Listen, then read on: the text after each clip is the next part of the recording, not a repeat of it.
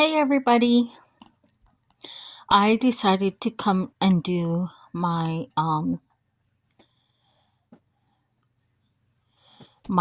emergency fund book, and today we have 5, 10, 11, 12, 13, 14, 15, 16, 17, 18, 19, 20,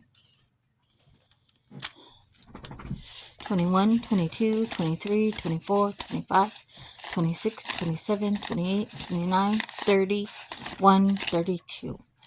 We have $32 today. And let me move that over just a little bit. Let's see what we can play today. We've got save 120. We got roll the dice and save. Let's go ahead and do a couple of those. And I'm left-handed. And evens are $2 and odds are 1 for, that's an even number. I'll put a 2 there.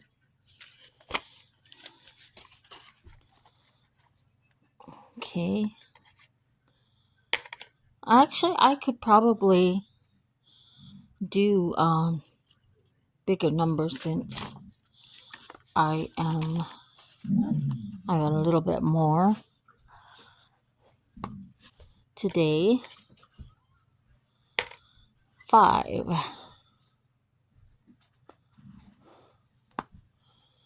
Okay. And that one was 4, so let's go ahead and change that. 4. There we go. And we'll put 2 more dollars. You guys go lay down. Sorry guys, my dogs are acting up. 5, 10, 11, 12, 13, 14, 15. Okay.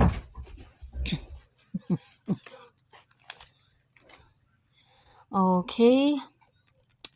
Let's see if we could do something else. Get that out of the way.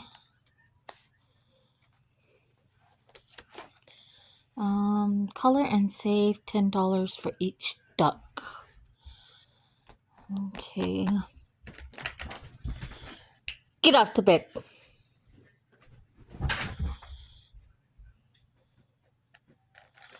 Okay. Sorry guys. Gotta hear my mom voice.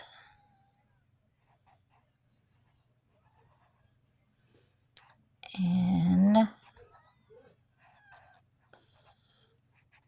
they were outside earlier, and our tribe is a free range, and so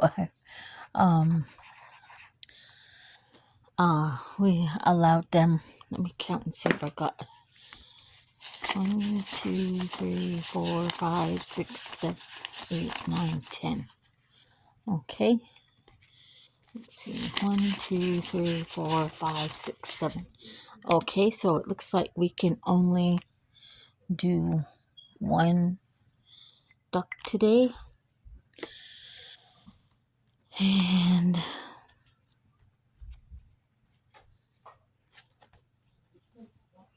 let's see if we could save let's see.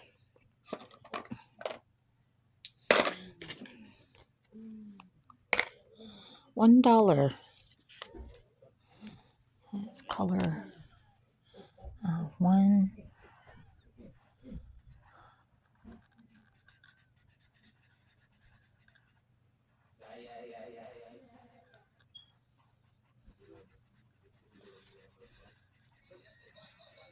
There we go.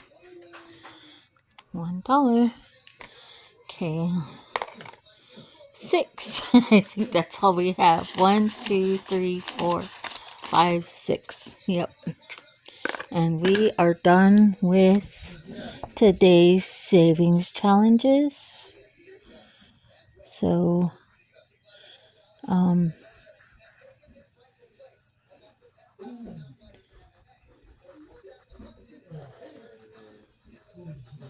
let me color this in really good.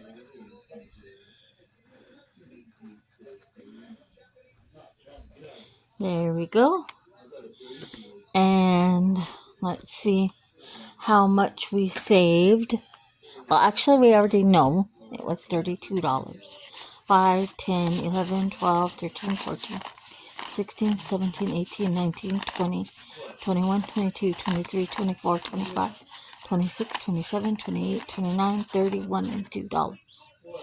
And let's go ahead and put it in here.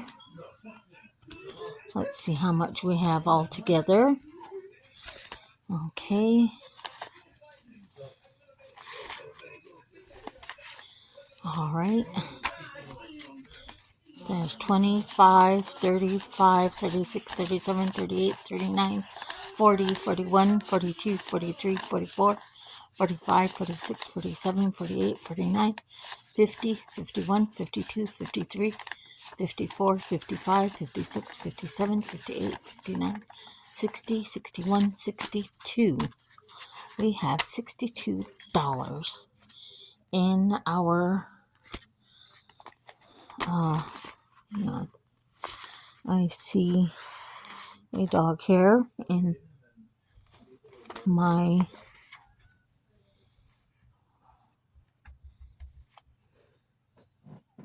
there we go. $62 in our savings challenges so far. And our my ducks are absolutely not in a row. I'm emergency fund savings challenge book. Okay. There we go. All right. Well, that is it for today.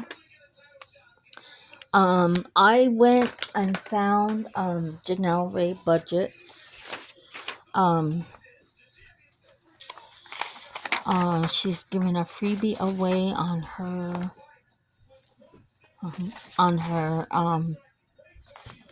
let me see if I could pull this up a little bit so you can see it.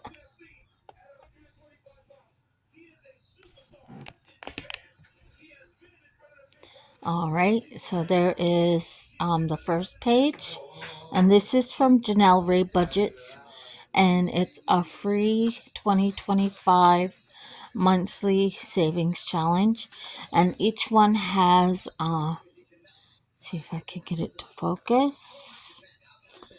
Each one has an amount underneath there. Yeah, there we go. See, those ones are $5.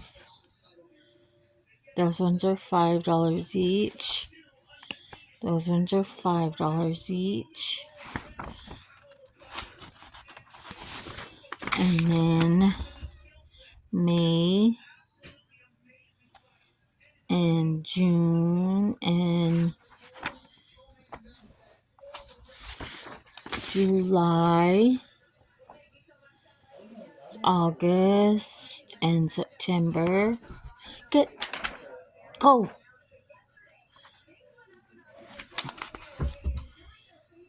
And there's some. Yeah, so there's all of those, and those are on Janelle Ray Budget's video. If you go to her, it's under one of her videos, and probably after this week I will start on January's. I want to be ahead this year on my monthly savings challenges. So this is one of my goals for 2025. I want to do a whole year's worth of savings. So I want to get an envelope.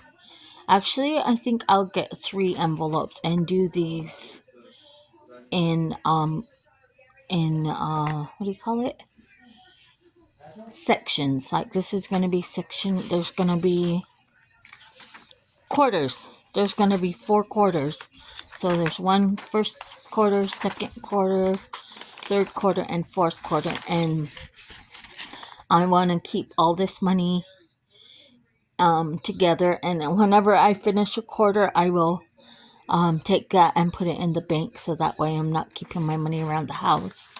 But I want to do this for myself and see what I can do at the end of the year. See if I can save this by the end of the year. And I don't know if it's going to be for Christmas or if it's going to be for something else. But I did want to do a yearly savings. And I do want to, I'm going to make one for saving 2025 for 2025. I just got to do the, get the math done on it and stuff. So that way I am doing it every month. So that way at the end of the year, I'll have $2,025 and then this. So, I'm going to have 3 big savings challenges that I'm going to be doing throughout the year. And, hopefully I can do it. I am trying to, get myself where I'm making money off of savings challenges, but I'm not quite there yet. I'm in the process of making some items, so be on the lookout. My daughter is editing one for me because she's not satisfied with what I did. I told her, well, go ahead and edit it so I can download it, and that way I can share it with you guys, but it's not quite done. So they're watching the game on my computer right now, so we're not able to edit it yet. But anyways, that is my plan for this year. I want to do this and then the 2025 one, and then I believe I want to do the 100 envelope. But I was challenged by I think it's Budgeting with Ira to do the 200 envelope challenge. So I'm thinking about it, but if I don't, then I'll do the 100 envelope challenge. I have done a 30 envelope challenge, and so I know I can do it. I just got to put my mind to it. So be on the lookout for that in future and future videos. Oh my goodness, where did that come from? Whew.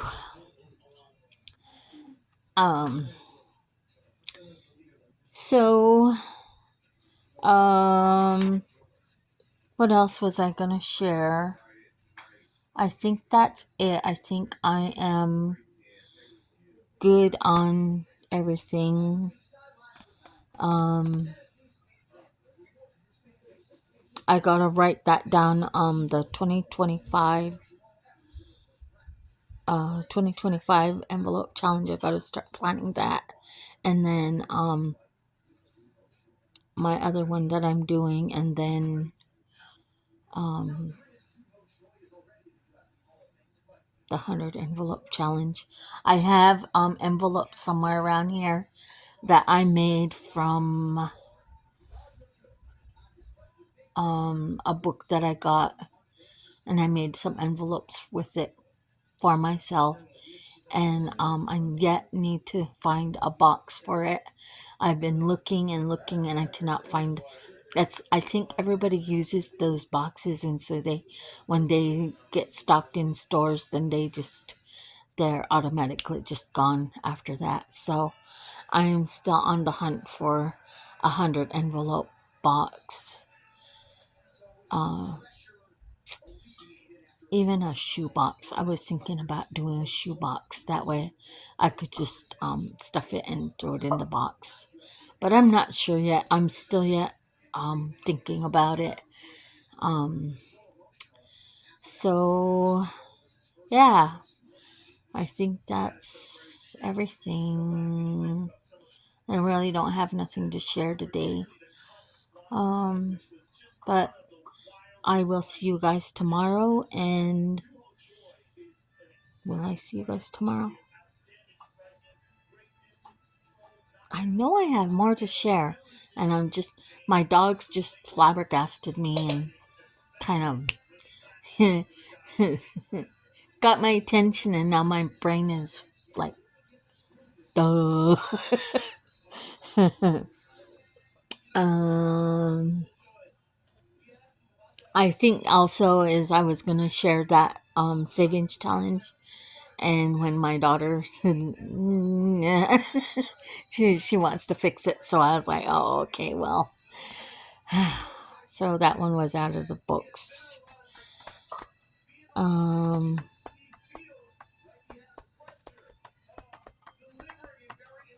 I went up to the hospital. I just don't want this video to end yet. I keep wanting to end it, but I just don't want it to end yet. I feel like I have stuff to share, and I'm just my racking my brain for the things that I wanted to share in my video today. But I did go up to the hospital and visit my brother, and he's doing fine. And then he actually said that there was 6 dogs that attacked him, not 5. His whole head is, they did a lot of damage to his skull. He has staples all over his head, all over his arms, all over his legs. Um, he's got a couple of places that are covered, just thick bandages on his arms and his legs, and I um I just been kind of at first, when it first happened, I was just really, really sad. I was really, really heartbroken because he could have got taken from us. And I mean, you don't ever think that, because we always think that dogs are man's best friend. And, but when you don't take care of them, or you don't control them, or you don't teach them to be around people or whatever, and they end up packing up, and then they end up attacking people. There was 2 dog attacks that night, and they are working on a dog ordinance down here in our little. We're not we're federal lands, and we don't have the same laws that, like the state laws and all that, but we are working to get on our people are working to get a dog ordinance. As far as I know, so far for some of the houses down here, there's a 2 dog limit, and I have 4, so I don't know if I'm gonna have to let a couple of my dogs go to a shelter or something, because we can't keep them here, I guess. I'm not sure. They didn't give me any paperwork or anything, or give me a anything to sign. So all our dogs are part of our family, and that would be a hard decision for us to make, because 2 of the dogs belong to me. 1 dog belongs to my daughter, and 1 dog belongs to my son. And we all take care of our dogs, and they're real. They all have their shots. They're all, I have 2 that are in our backyard that we keep in the backyard, because we did try to house train them, but the one was real nervous and was chewing up the the door frames and stuff, because we all work, and so a lot of times we're all gone. My son's not working, and my sister's not working, but they've been outside dogs for a long time. I do have a heated lamp out there for them, so that way they're not freezing through the winter. I actually want to get another one, because they like their own space, but they do get along. And so we got heated lamps for their water, so their water doesn't freeze. And this is the first year I'm trying the heated lamp, and it has been working out really good. My inside dogs, we let them out. Like I said, our reservation is free roam for the animals down in our free range, and so we're allowed to let our dogs out without leashes and stuff. But I imagine with the new ordinance, we're probably gonna have to get leashes and teach our dogs to be on leashes. So my our dogs are trained to be on leashes, but we don't, because it's free range. We don't really use the leashes. Um, but he expressed that because he is homeless. When he gets out, he's gonna have to stay with some family members, and so and usually when he walks around, he usually has like a stick or something to ward off the animals, and that didn't happen. So I don't know how it is gonna be for him to come to our house, because our dogs are here.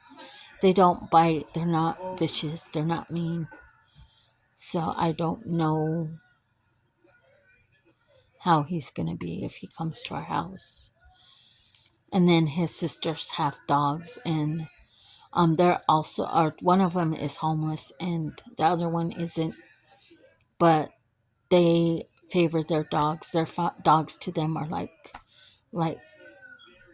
their children. I mean, they take them everywhere with them. They don't allow them to be alone. Um, and so I'm kind of worried about that. I'm kind of worried about how he's going to be around us, if we're going to have to, like, put our dogs in our rooms when he's here. Because sometimes he comes here to eat. If he don't have food and he gets hungry, he'll come here and make a meal and eat, and then he'll leave, because he don't like to be in, be like he don't like to be a bother, and so he'll just eat and visit with us for a little bit, then he'll leave, because he's got other problems on top of being homeless. I really don't want to go into that part, but you pretty much know. And so he knows, that he has to, or that, like I said, he on his part, he doesn't want to be a bother, and he don't want to be a burden. And it was really, really hard when I found out the next morning that he had gotten attacked, and then we couldn't find him because they had him under no name, and then they had him under some kind of protection because he was a victim of a crime. And so we couldn't see him for the first 24 hours until he woke up and said, yeah, okay, it's okay. And we finally got to go see him, because when he was in ICU, we couldn't. And then they put him in a room, and now we're able to go visit him. So I went up today to visit him for a little while, but my car's in the shop to get the heater fixed, because for last winter we didn't have a heater. And anyways, you guys heard that in my last video. And so it's getting the heater fixed, and it's really hard for me not to have my own vehicle. My husband has a vehicle. I did use his vehicle today, and I made him late for work today, and that was really inconvenient for him and for me, because I'm used to not being on a time limit, and I had to be on a time limit today. And so I made it just in time for him to go to work. He was kind of upset with me, and I understand that, but I was just like, I wanted to go see my brother today and let him know that I love him and care about him. And so those are the things that are going through my head right now.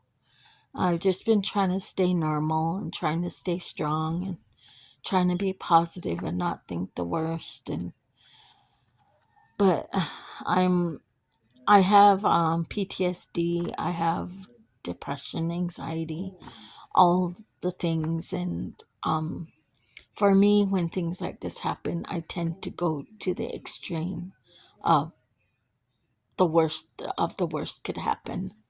And I have to always um, use my exercises so that way I'm not thinking that way. And my kids have to work with me during those times, don't think the worst. And that's hard for me, especially after losing my daughter. Um, that has been a real hard thing. The holiday seasons are coming up, and um, Thanksgiving was quiet for us this year. It's been, I think this is our second holidays without her. My brain tends to shut things out and block things. And so she passed away in 22 by suicide. And it's been a real heartbreak for me. I never expected any, because I've always talked with my kids about suicide, and how much it hurts our people, and our families and friends and everything. And she was a real big impact on our community. A lot of people came forward and shared testimonies about how much she had done for them and what she had done for them. And it really made me feel good. And today I was talking with my sister about it, and I was really worried because there was a story amongst our people about suicide. And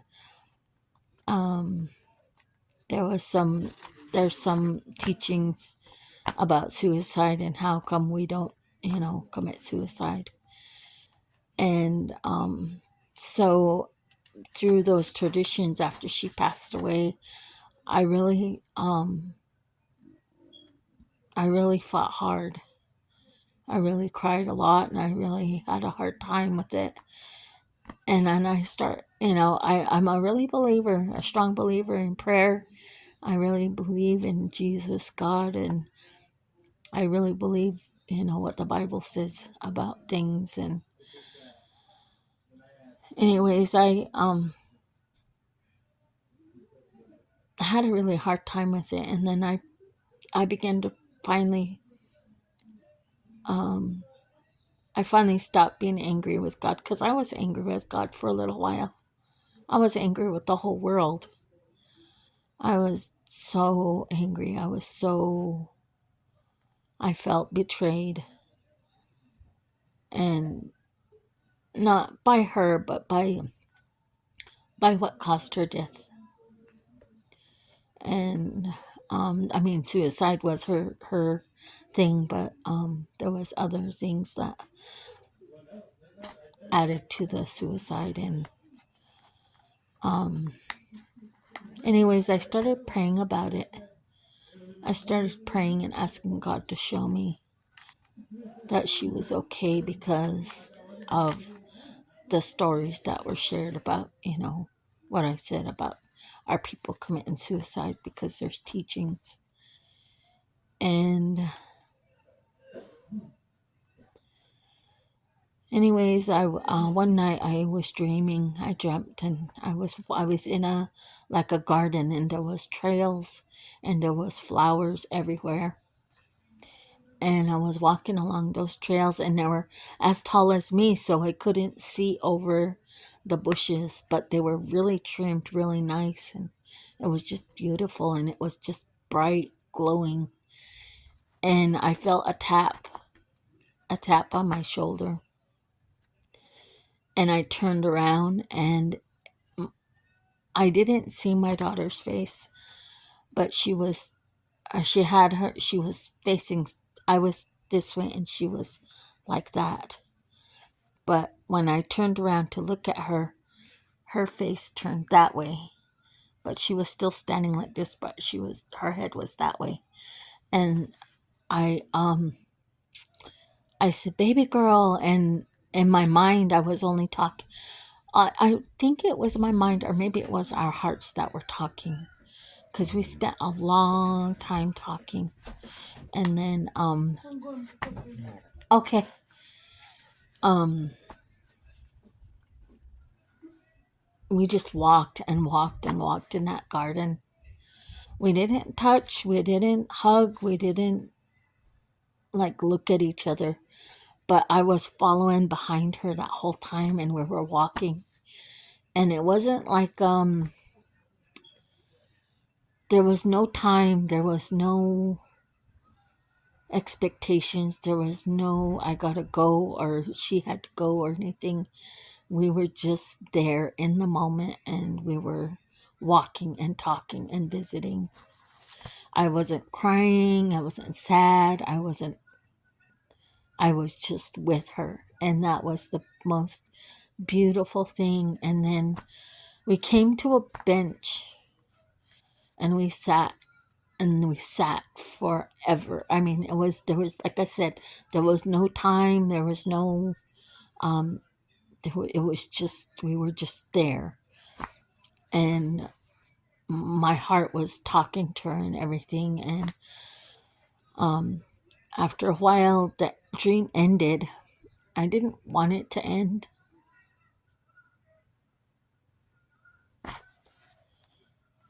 but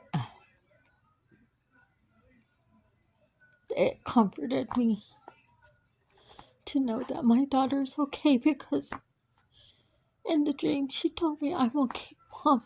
I'm happy. I'm at peace, and I'm not hurting anymore. And that's what I wanted to know. That's what I needed to know. And that was the comfort that was brought to me. And I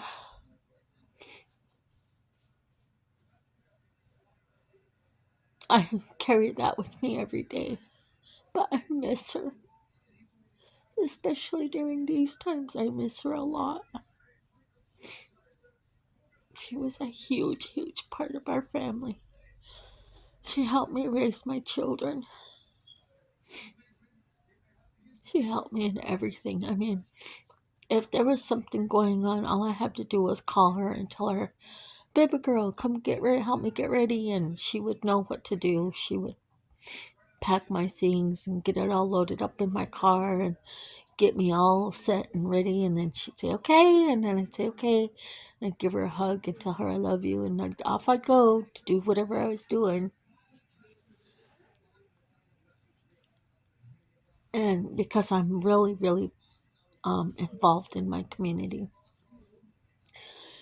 And anyways, now my other daughters are doing the same thing. Um, they come and help me whenever I need help. And they're starting to, my oldest daughter is the one that's oldest now. She's starting to be our family cook, because I don't cook. I am not a cook. I I have a reason for that. I do cook sometimes if I'm asked for like special occasions. I make like soups and stuff like that for myself, but most of the time I let my daughter and my daughters take care of the cooking. And if they don't feel like cooking, we just eat out, which is not good for our budget, but that's what we do.